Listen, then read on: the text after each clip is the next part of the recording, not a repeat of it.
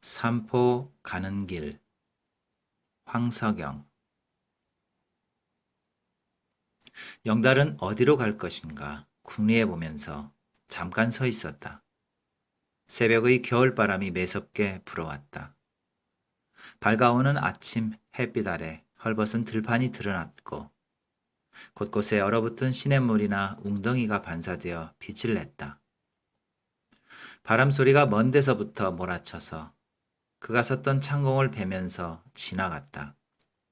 가지만 남은 나무들이 수십여 그루씩 들판가에서 바람에 흔들렸다. 그가 넉 달 전에 이곳을 찾았을 때에는 한참 추수기에 이르러 있었고 이미 공사는 막판이었다. 곧 겨울이 오게 되면 공사가 새봄으로 연기될 테고 오래 머물 수 없으리라는 것을 그는 진작부터 예상했던 터였다. 아니나 다를까.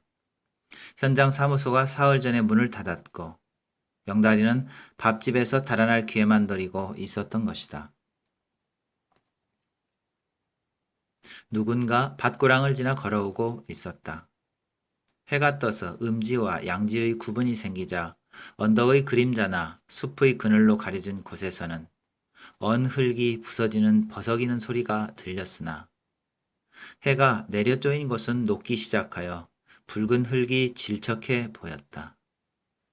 다가오는 사람이 숲 그늘을 벗어났는데 신발 끝에 벌겋게 붙어 올라온 진흙 뭉치가 걸을 때마다 뒤로 몇 점씩 흩어지고 있었다. 그는 길가에 우두커니 서서 담배를 피우고 있는 영다리 쪽을 보면서 왔다. 그는 키가 훌쩍 크고 영다리는 작달만 했다. 그는 팽팽하게 불러오른 맹꽁이 배낭을 한쪽 어깨에 느슨히 걸쳐매고 머리에는 개털 모자를 귀까지 가려 쓰고 있었다. 검게 물들인 야전 잠바의 깃 속에 턱이 반남아 파묻혀서 누군지 쌍통을 알아볼 도리가 없었다. 그는 몇 걸음 남겨놓고 서더니 털모자의 챙을 이마박에 붙도록 척 올리면서 말했다. 천신의 집에 기시던 양반이군. 영다리도 낯이 익은 30대 뛰어 보이는 사내였다. 공사장이나 마을 어귀의 주막에서 가끔 지나친 적이 있는 얼굴이었다. 아까 존 구경했시다. 그는 털모자를 잠근 단추를 여느라고 턱을 치켜들었다. 그리고 나서 비행사처럼 양쪽 뺨으로 귀 가리개를 늘어뜨리면서 빙긋 웃었다. 청가란 사람 거품을 물고 마누라를 개패듯 때려잡던데. 영다리는 그를 쏘아보며 우물거렸다. 네, 그런 촌놈은 참 병신 안 됐는지 몰라? 머리채를 질질 끌고 마당에 나와선 차고 짓밟고. 야, 그 사람 환장한 모양이더군. 이건 누굴 엿먹이느라고 수작질인가 하는 생각이 들어서 불끈했지만 영다리는 애써 참으며 담뱃불이 손가락 끝에 닿도록 쭉 빨아넘겼다. 사내가 손을 내밀었다. 불 좀 빌립시다. 버리시오. 담배꽁초를 건네주며 영다리가 퉁명스럽게 말했다. 하긴 창피한 노릇이었다. 밥값을 떼고 달아나서가 아니라 역에 나갔던 천가놈이 예상외로 이른 시각인 5시쯤 돌아왔고 현장에서 덜미를 잡혔던 것이었다. 그는 옷만 간신히 추스리고 나와서 천가가 분풀이로 청주댁을 후려 패는 동안 방아실에 숨어 있었다. 영다리는 변명삼아 혼잣말 비슷이 중얼거렸다. 계집 탓할 거 있어? 사내 잘못이지. 시골 안악내치곤 드물게 날씬합디다. 모두들 발랑 가졌다고 하지만서도 여자야 그만이었죠. 처녀 쪽에 군용차도 탔답니다. 고생 많이 한 여자요. 바가지한테 세금도 내고 거기도 좋겠구만. 뭐요? 아니 이 양반이. 사내가 입김을 길게 내뿜으며 껄껄 웃어 제꼈다. 그 왜 그러시나? 아 재미 본 게 댁뿐인 줄 아시오? 오다 가다 만난 계집애 너무 일심 품지 마셔. 녀석의 말버릇이 시종 그렇게 나오니 드러내놓고 화를 내기도 못해서 영다리는 피곤고 말았다. 계피떡이나 인절미를 전방으로 호송되는 군인들께 팔았다는 것인데 따는 열차를 타며 사내들 틈을 누볐던 계집이 살림을 한답시고 들어앉아 절름발이 천가 옆엔내 노릇을 하려니 따분했을 것이었다. 공사장 인부들이나 떠돌이 장사치들을 끌어들여 하숙도 치고 밥도 파는 사람인데 사내 재미까지 보려는 눈치였다. 영달이 눈에 청주댁이 예사로 보였을리 만무했다. 까무잡잡한 얼굴에 곱게 치떠서 흘기는 눈길하며 밤이면 문 밖에 나가 앉아 하염없이 불러대는 흑산도 아가씨라든가 어쨌든 나중엔 거의 환장할 지경이었다. 얼마나 있었소? 사내가 물었다. 가까이 얼굴을 맞대고 보니 그리 흉악한 몰골도 아니었고 우선 그 시원시원한 태도가 은근히 밉질 않다고 영다리는 생각했다. 그가 자기보다는 10살쯤 더 나이 들어 보였다. 그리고 이 바람 부는 겨울 들판에 척 걸터 앉아서도 만사태평인 꼴이었다. 영다리는 처음보다는 경계하지 않고 대답했다. 넉 달 있었어. 그런데 노영은 어디로 가시오? 산포에 갈까 하오. 사내는 눈을 가늘게 뜨고 조용히 말했다. 영다리가 고개를 흔들었다. 방향 잘못 잡았수. 거긴 벽지나 다름없담소. 이런 겨울철에. 내 고향이요. 사내가 목장갑 낀 손으로 코밑을 쓱 훔쳐냈다. 그는 벌써 들판 저 끝을 바라보고 있었다. 영다리와는 전혀 사정이 달라진 것이다. 그는 집으로 가는 중이었고 영다리는 또 다른 곳으로 달아나는 길 위에 서 있었기 때문이었다.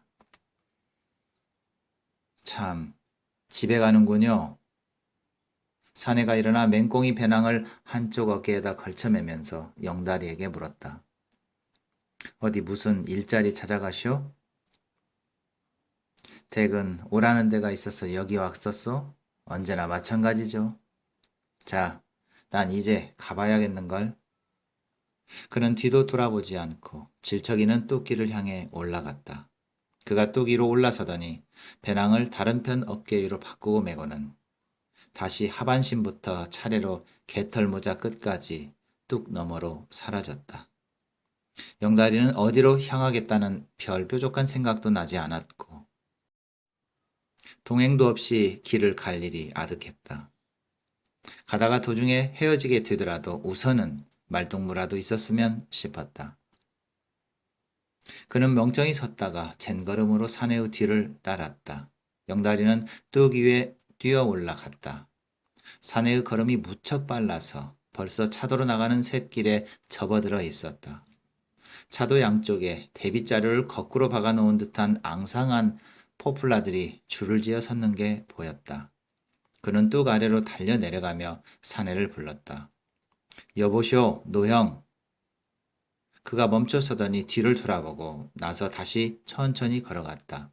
영다리는 달려가서 그 뒤편에 달라붙어 헐떡이면서 같이 갑시다. 나도 월출리까진 같은 방향인데 했는데도 그는 대답이 없었다. 영다리는 그의 뒤통수에다 대고 말했다. 젠장, 이런 겨울은 처음이요. 작년 이맘때는 좋았지요. 월 3천원짜리 방에서 작부랑 살림을 했으니까. 엄돈설안에 정말 갈 데 없이 빳빳하게 됐는데요. 우린 습관이 되어나서 사내가 말했다. 산포가 여기서 몇 린 줄 아시오? 좌우간 바닷가까지만도 몇백 리 길이요. 거기서 또 배를 타야 해요. 몇 년 만입니까? 10년이 넘었지. 가봤자 아는 이도 없을 거요. 그럼 뭐 타러 가시오? 그냥 나이 드니까 가보고 싶어서. 그들은 차도로 들어섰다. 자갈과 진흙으로 다져진 길이 그런 대로 걷기에 편했다. 영다리는 시린 손을 잠바 호주머니에 쳐박고 연방 꼼지락거렸다. 어이, 육실하게는 춥네. 바람만 안 불면 좀 낫겠는데. 사내는 별로 추위를 타지 않았는데 털모자와 얕은 잠바로 단단히 무장한 탓도 있겠지만 원체가 혈색이 건강해 보였다. 사내가 처음으로 다정하게 영다리에게 물었다. 어떻게 아침은 자셨소? 웬걸요? 영다리가 열적게 웃었다. 새벽에 몸만 간신히 빠져나온 셈인데 나도 못 먹었어. 찬 셈까진 가야 밥술이라도 먹게 될 거요. 진작에 떴을걸. 이젠 겨울에 움직일 생각이 안 납디다. 인사 늦었네요. 나 노영달이라고 합니다. 나는 정가요. 우리도 기술이 좀 있어 놔서 일자리만 잡으면 별 걱정이 없죠. 영다리가 정씨에게 빌붙지 않을 뜻을 비췄다. 알고 있어. 차감기 잡지 않았어? 우리는 목공의 용접에 구두까지 수선할 줄 압니다. 야, 되게 많네. 정말 든든하시겠구먼. 10년이 넘었다니까. 그래도 어디서 그런 걸 배웁니까? 다 좋은 데서 가르치고 내보내는 집이 있지. 나도 그런 데나 들어갔으면 좋겠네. 정씨가 쓴웃음을 지으며 고개를 저었다. 지금이라도 쉽지. 하지만 집이 워낙에 커서 말이오. 큰 집. 하다 말고 영다리는 정씨의 얼굴을 쳐다봤다. 정씨는 고개를 밑으로 숙인 채 묵묵히 걷고 있었다. 언덕을 넘어섰다. 길이 내리막이 되면서 강변을 따라서 먼 산을 돌아나간 모양이 아득하게 보였다. 인가가 좀처럼 보이지 않는 황량한 들판이었다. 마른 갈대밭이 헝클어진 채 휘청대고 있었고 강 건너 곳곳에 모래바람이 일어나는 게 보였다. 정씨가 말했다. 저 산을 넘어야 찬샘골인데 강을 질러가는 게 빠르겠군. 단단히 얼었을까? 강물은 꽁꽁 얼어붙어 있었다. 얼음이 녹았다가 다시 얼곤 해서 우툴두툴한 표면이 그리 매끄럽지는 않았다. 바람이 불어 깨어진 살얼음 조각들을 날려 그들의 얼굴을 따갑게 때렸다. 차라리 저쪽 다림목에서 버스나 기다릴 걸 잘못했나 봐요. 숨을 헉헉 들이키던 영다리가 투덜대자 정씨가 말했다. 자주 끊겨서 언제 올지도 모르오. 그보다도 현금을 아껴야지. 굶어도 돈 있으면 든든하니까. 하긴 그래요. 월출 가면 남행열차를 탈 수는 있어. 거기서 기차 탈려오? 뭐 돼가는 대로. 그런데 삼포는 어느 쪽입니까? 정씨가 막연하게 남쪽 방향을 턱짓으로 가리켰다. 남쪽 끝이요. 사람이 많이 사나요? 삼포라는 데는? 한 10집 살까? 정말 아름다운 섬이요. 비옥한 땅은 남아 돌아가고 고기도 얼마든지 잡을 수 있고 말이지. 영다리가 얼음 위로 미끄럼을 지치면서 말했다. 아, 그럼 거기 가서 아주 말뚝을 받고 살아버렸으면 좋겠네. 좋지. 하지만 댁은 안 될걸? 어째서요? 타관 사람이니까. 그들은 얼어붙은 강을 건넜다. 구름이 몰려들고 있었다. 눈이 올 것 같군. 길 가기 힘들어지겠어. 정씨가 회색으로 흐려가는 하늘을 걱정스럽게 올려다 보았다. 산등성이로 올라서자 아래쪽에 작은 마을의 집들이 점점이 흩어져 있는 게 한눈에 들어왔다. 가물거리는 지붕 위로 간신히 알아볼 만큼 가느다란 연기가 10개 퍼져 흐르고 있었다. 교회의 총탑도 보였고 학교 운동장도 보였다. 기다란 철책과 철조망이 연이어져 마을 뒤에 온 들판을 둘러싸고 있는 것도 보였다. 군대의 주둔지인 듯했는데 마을은 마치 그 철책의 끝에 간신히 메어 달려 있는 것 같았다. 그들은 읍내로 들어갔다. 다과점도 있었고 극장, 다방, 당구장, 만물상점, 그리고 주점이 장터 주변에 여러 채 붙어 있었다. 거리는 아침이라서 아직 조용했다. 그들은 어느 읍내에나 있는 서울식당이란 주점으로 들어갔다. 한 뚱뚱한 여자가 큰 솥에다 우거지국을 끓이고 있었고 주인인 듯한 사내와 동네 청년 둘이 떠들어대고 있었다. 나는 전혀 눈치를 못 챘다고. 옷을 한 가지씩 빼어다 따로 보따리를 싸놨던 모양이라 새벽에 동네를 빠져나간 게 틀림없습니다. 어젯밤에 윤하사하고 긴 밤을 잔다고 그래서 뒷방에서 늦잠 자는 줄 알았지 뭔가? 새벽에 윤하사가 부대로 들어가자마자 튄 겁니다.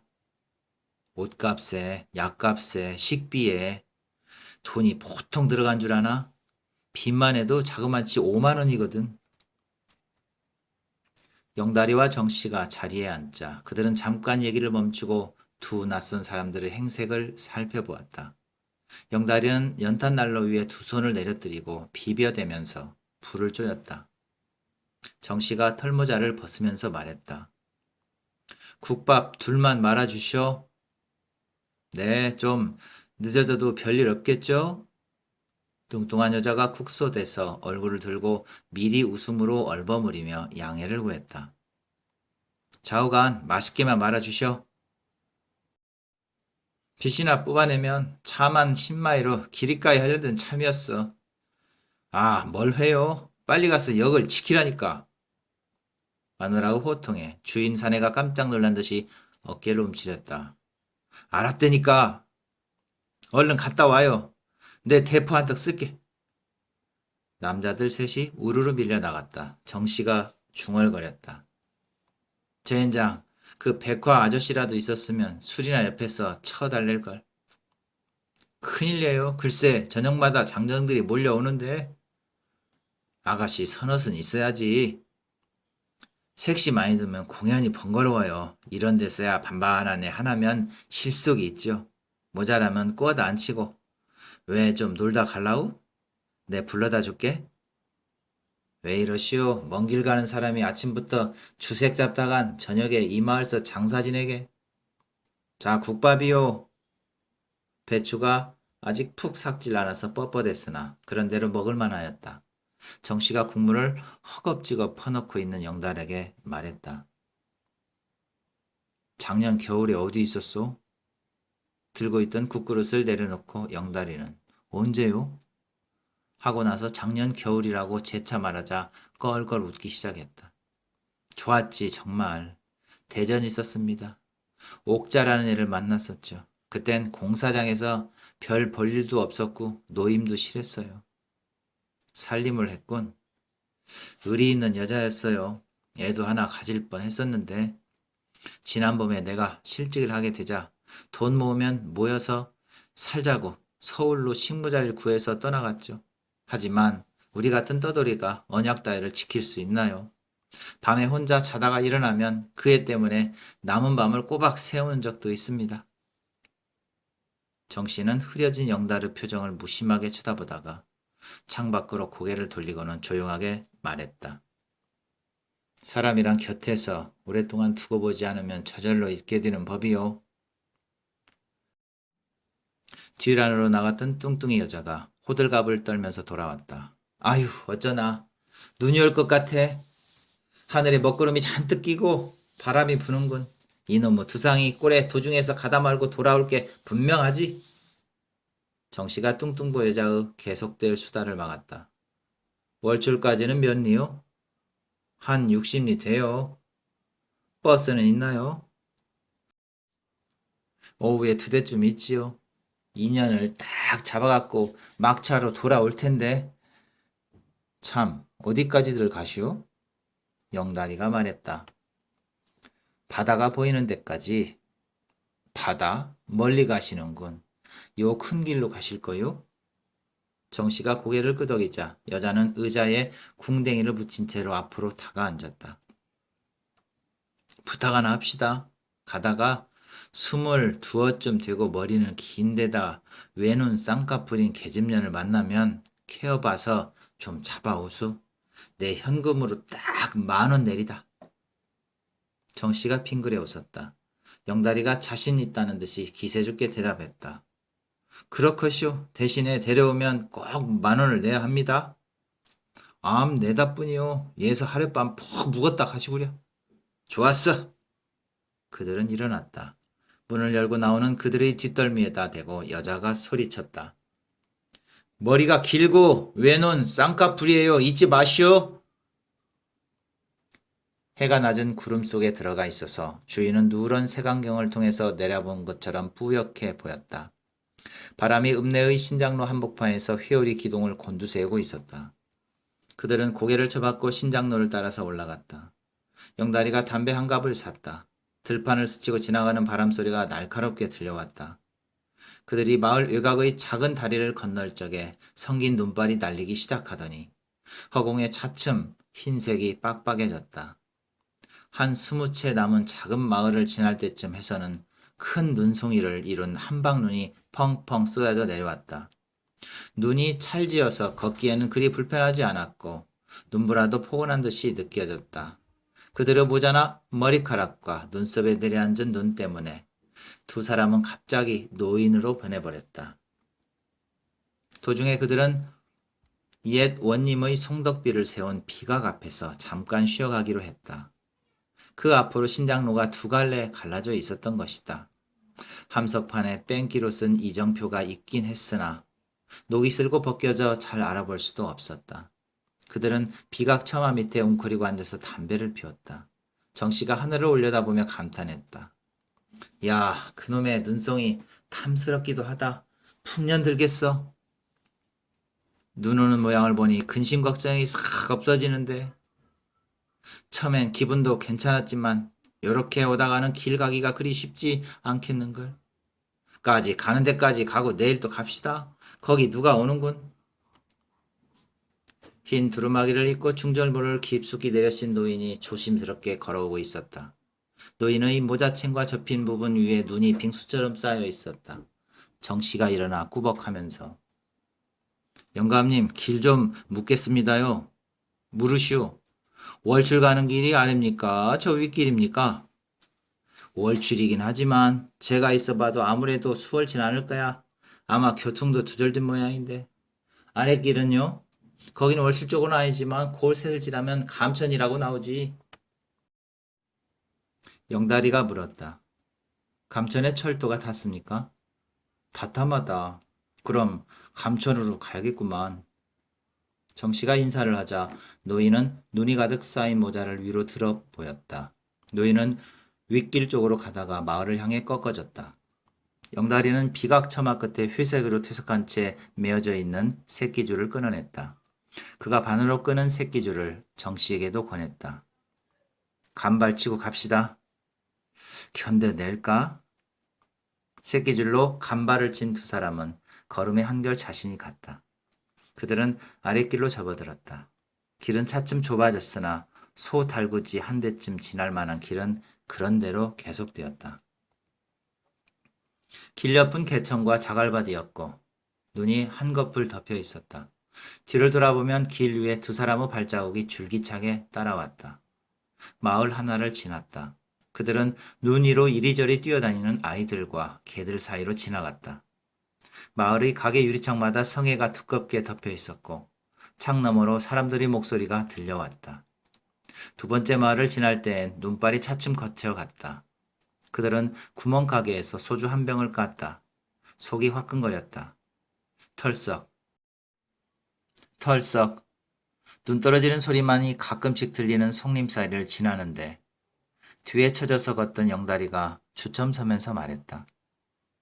저것 좀 보시오. 뭘 말이오? 저쪽 소나무 아래. 쭈그려 앉은 여자의 등이 보였다. 붉은 코트 자락을 위로 쳐들고 쭈그린 꼴이 아마도 소변이 급해서 외진 곳을 찾은 모양이다. 여자가 허연 궁둥이를 쳐들고 속옷을 올리다가 뒤를 힐끗 돌아보았다. 어머머. 여자가 재빨리 코트 자락을 내리고 보퉁이를 집어들면서 투덜거렸다. 개새끼들 뭘 보고 지랄이야? 영다리가 낄낄 웃었고 정씨가 낮게 소곤거렸다. 왜 눈 쌍꺼풀인데 그래? 어쩐지 예감이 이상하더라니. 여자는 어딘가 불안했는지 그들에게로 다가오기를 꺼려하며 주춤주춤했다. 영다리가 말했다. 잘 만났는데 백화 아가씨, 참샘에서 뺑소니 치는 길이구만. 무슨 상관이야? 내 발로 내가 가는데. 주인 아줌마가 댁을 만나면 잡아다 달라던데. 여자가 태연하게 그들에게로 걸어 나왔다. 잡아가 보시지. 백화의 얼굴은 화장을 하지 않았는데도 먼 길을 건너라고 발갛게 달아 있었다. 정씨가 말했다. 그런 게 아니라 행선지가 어디요? 이 친구 말은 농담이고. 여자는 소변 보다가 남자들 눈에 띈 일보다는 영다리의 거친 말솜씨에 몹시 토라져 있었다. 백화가 걸음을 빨리하며 내쏘았다. 제 따위들이 뭐라고? 잡아가고 말고야. 뜨내기 주제에. 그래, 우리도 너 같은 뜨내기 신세다. 찬샘에 잡아다 주고 엽이라도 뜯어 써야겠어. 영다리가 여자 어디를 바짝 쫓아가며 농담이 아님을 재차 강조했다. 여자가 휙 돌아서더니 믿을 수 없을 만큼 재빠르게 영다리의 앞가슴을 밀어냈다. 영다리는 미처 피할 겨를도 없이 눈 위에 궁둥방아를 찍고 나가 떨어졌다. 영다리가 배가 안을 기웃해보며 말했다. 저기서 신발이라도 말리고 갑시다. 백화가 먼저 그 집의 눈 쌓인 마당으로 절뚝이며 들어섰다. 안방과 건넌방의 구들장은 모두 주저앉았으나 봉당은 매끈하고 단단한 흙바닥이 그런대로 쉬어가기에 알맞았다. 정씨도 그들을 따라 처마 밑에 가서 엉거주춤 서 있었다. 영다리는 흙벽 틈에 삐죽이 솟은 나무 막대나 문짝, 선반 등 속의 뗄만한 것들을 끌어모아다가 봉당 가운데 쌓았다. 불을 지피자 오랫동안 말라있던 나무라 노란 불꽃으로 타올랐다. 불길과 연기가 차츰 꺼졌다. 정씨마저도 불가로 다가앉아 젖은 신과 바지 가랑이를 불길 위에 갖다 대고 지그시 눈을 감았다. 불이 생기니까 세 사람 모두가 먼 곳에서 지금 막 집에 도착한 느낌이 들었고 잠이 왔다. 영다리가 긴 나무를 무릎으로 꺾어 불 위에 얹고 눈물을 흘려가며 입김을 불어대는 모양을 백화는 이윽히 바라보고 있었다. 되게 괜찮은 사내야. 나는 아주 치사한 건달인 줄 알았어. 이거 왜 이래? 괜히 나이롱 비행기 태우지 말어. 아니에요. 불 때는 꼴이 제법 그럴듯해서 그래요.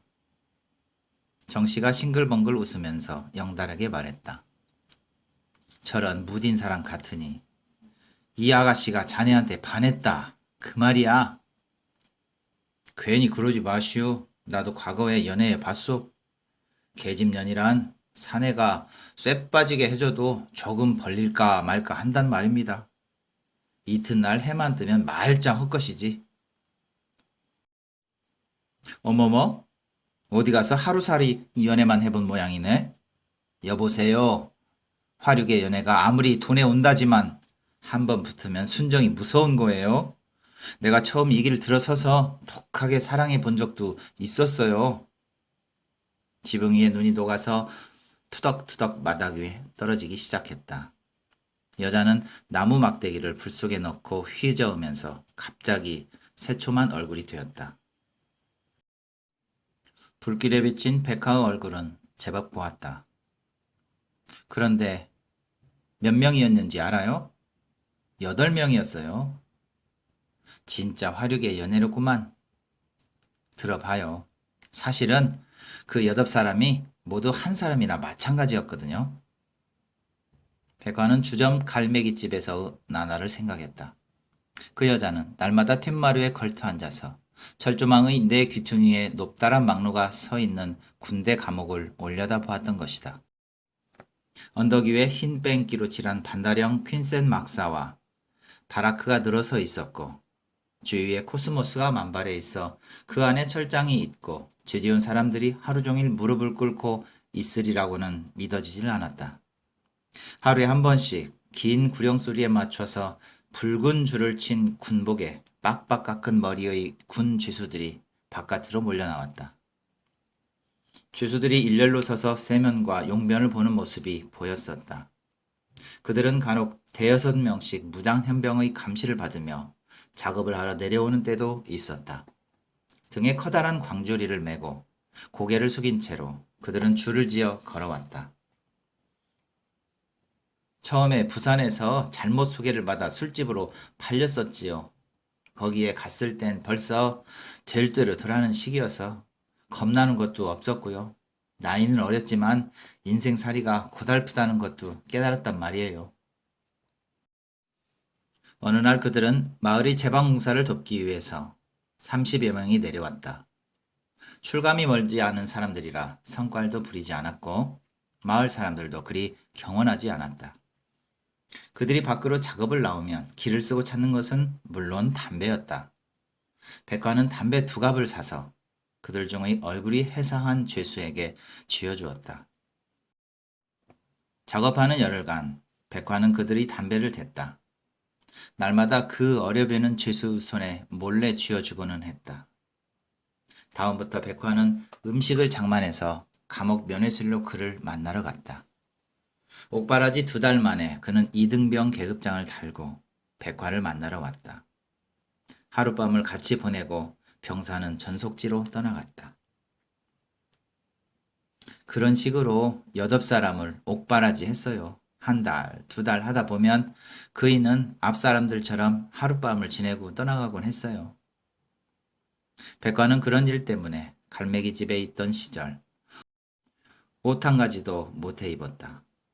백화는 지나간 삭막한 3년 중에서 그때만큼 즐겁고 마음이 평화로웠던 시절은 없었다. 그 여자는 새로운 병사를 먼 전속지로 떠나보내는 아침마다 차부로 나가서 먼지 속에 버스가 가려울 때까지 서 있곤 했었다. 백화는 그 뒤부터 부대 근처를 전전하며 여러 고장을 흘러다녔다. 아직 초저녁이 분명한데 날씨가 나빠서인지 곧 어두워질 것 같았다. 눈은 더욱 새하얗게 돋보였고 사위는 고요한데 나무 타는 소리만이 들려왔다. 감옥뿐 아니라 세상이란 게 따지면 고해 아닌가? 정씨는 벗어서 불가에다 쬐고 있던 잠바를 입으면서 중얼거렸다. 어둡기 전에 어서 가야지. 그들은 일어났다. 아직도 불길 좋게 타고 있는 모닥불 위에 눈을 한 움큼씩 덮었다. 산천이 차츰 희미하게 어두워졌다. 새들이 이리저리로 깃을 찾아 숲에 모여들고 있었다. 영다리가 백화에게 물었다. 그래, 이젠 어떡할 셈이요? 집에 가면. 백화가 대답을 않고 웃기만 했다. 정씨가 말했다. 시집 가야지 뭐. 시집은 안 가요. 이제 와서 무슨 시집이에요? 조용히 틀어박혀 집의 농사나 거들지요. 동생들이 많아요. 사방이 어두워지자 그들도 얘기를 그쳤다. 어디에나 눈이 덮여 있어서 길을 잘 분간할 수가 없었다. 뒤에 쳐졌던 백화가 눈 덮인 길의 고랑에 빠져 버렸다. 발이라도 삐었는지 백화는 꼼짝 못하고 주저앉아 신음을 했다. 영다리가 달려들어 싫다고 뿌리치는 백화를 업었다. 백화는 영다리의 등에 엎이면서 말했다. 무겁죠? 영다리는 대꾸하지 않았다. 백화가 어린애처럼 가벼웠다. 등이 불편하지도 않았고 어쩐지 가뿐한 느낌이었다. 아마 쇠약해진 탓이라 생각하니 영다리는 어쩐지 대전에서의 옥자가 생각나서 눈시울이 화끈했다. 백화가 말했다. 어깨가 참 넓으네요. 한 3사람쯤 없겠어. 대기 근수가 모자라니 그렇다고. 그들은 7시쯤에 감천읍내에 도착했다. 마침 장이 섰었는데 파장된 뒤인데도 읍내 중앙은 흥청대고 있었다. 전 부치는 냄새, 고기 굽는 냄새, 곰국 냄새가 풍겨왔다. 영다리는 이제 백화를 옆에서 부축하고 있었다. 발을 디딜 때마다 여자가 얼굴을 찡그렸다. 정씨가 백화에게 물었다. 어느 방향이요? 전라선이에요. 나는 호남선 쪽인데 여비는 있어? 군용차를 사정해서 타고 가면 돼요. 그들은 장터 모퉁이에서 아직도 따뜻한 온기가 남아있는 파치룩떡을 사 먹었다. 백화가 자기 몫에서 절반을 떼어 영달에게 내밀었다. 더 드세요. 날 업고 왔으니 기운이 배나 들었을 텐데. 역으로 가면서 백화가 말했다. 어차피 갈 곳이 정해지지 않았다면 우리 고향에 함께 가요. 내 일자리를 주선해 드릴게. 내야 3% 가는 길이지만 그렇게 하지. 정씨도 영다리에게 권유했다. 영다리는 흙이 덕지덕지 달라붙은 신발끈을 내려다보며 아무 말이 없었다. 대합실에서 정씨가 영다리를 한쪽으로 끌고 가서 속삭였다. 여비 있어? 받으시 됩니다. 비상금이 한 1,000원쯤 있으니까. 어디로 가려우? 일자리 있는 데면 어디든지. 스피커에서 안내하는 소리가 웅얼대고 있었다. 정씨는 대합실 나무 의자에 피곤하게 기대어 앉은 백화 쪽을 힐끗 보고 나서 말했다. 같이 가시지. 내 보기엔 좋은 여자 같군. 그런 것 같아요. 또 아루, 인연이 닿아서 말뚝박고 살게 될지. 이런 때 아주 뜨내기 신세를 청산해야지. 영다리는 시무룩해져서 역사 밖을 멍하니 내다보았다. 백화는 뭔가 수군대고 있는 두 사내를 불안한 듯이 지켜보고 있었다. 영다리가 말했다. 어디 능력이 있어야죠. 삼포엘 같이 가실라오? 어디든. 영다리가 뒷주머니에서 꼬깃꼬깃한 500원짜리 2장을 꺼냈다. 저 여자를 보냅시다. 영다리는 표를 사고 삼립빵 2개와 찐 달걀을 샀다. 백화에게 그는 말했다. 우린 뒷차를 탈 텐데 잘 가시오. 영다리가 내민 것들을 받아준 백화의 눈이 붉게 충혈되었다. 그 여자는 더듬거리며 물었다. 아무도 안 가나요? 우린 3% 갑니다. 거긴 내 고향이요. 영다리 대신 정씨가 말했다. 사람들이 개찰구로 나가고 있었다. 백화가 보퉁이를 들고 일어섰다. 정말 잊어버리지 않을게요.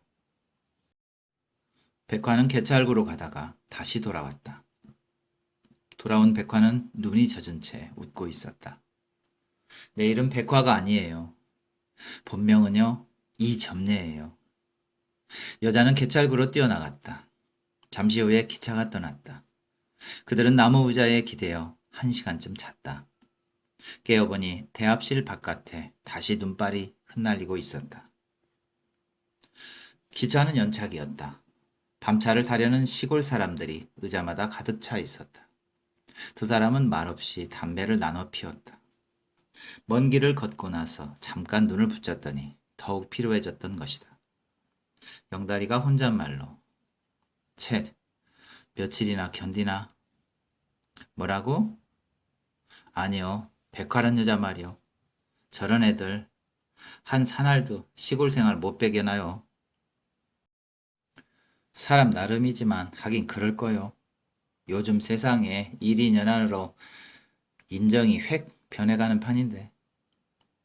정씨 옆에 앉았던 노인이 두 사람의 행색과 무릎 위의 배낭을 눈여겨 살피더니 말을 걸어갔다. 어디 일들 가시오? 아니요, 고향에 갑니다. 고향이 어딘데? 산포라고 아십니까? 알지. 우리 아들놈이 거기서 도자를 끄는데. 산포에서요? 그 어디 공사 벌릴 때나 됩니까? 고작해야 고기잡이나 하고 감자나 매는데요. 허허, 몇 년 만에 가는 거요? 10년. 노인은 그렇겠다며 고개를 끄덕였다. 말도 마우, 거긴 지금 육지야. 바다에 방뚝을 쌓아놓고 추력이 수십 대씩 돌을 실어 나른다고. 뭐 때문에요? 내인들 하나 뭐 관광 호텔을 여러 채 짓는다면서 복잡하기가 말할 수 없네. 동네는 그대로 있을까요? 그대로가 뭐요? 맨 천지에 공사판 사람들에다 장까지 들어섰는걸. 그럼 나룻배도 없어졌겠네요? 바다 위로 신장로가 났는데 나룻배는 뭐 했소? 사람이 많아지니 변고지. 사람이 많아지면 하늘을 잇는 법이거든.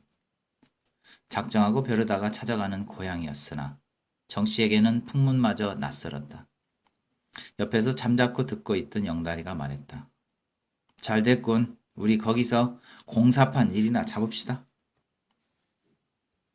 그때 기차가 도착했다. 정씨는 발걸음이 내키질 않았다. 그는 마음의 정처를 잃어버렸던 때문이었다. 어느 결에 정씨는 영다리와 똑같은 입장이 되어버렸다. 기차는 눈발이 날리는 어두운 들판을 향해서 달려갔다. 기차는 눈발이 날리는 어두운 들판을 향해서 달려갔다.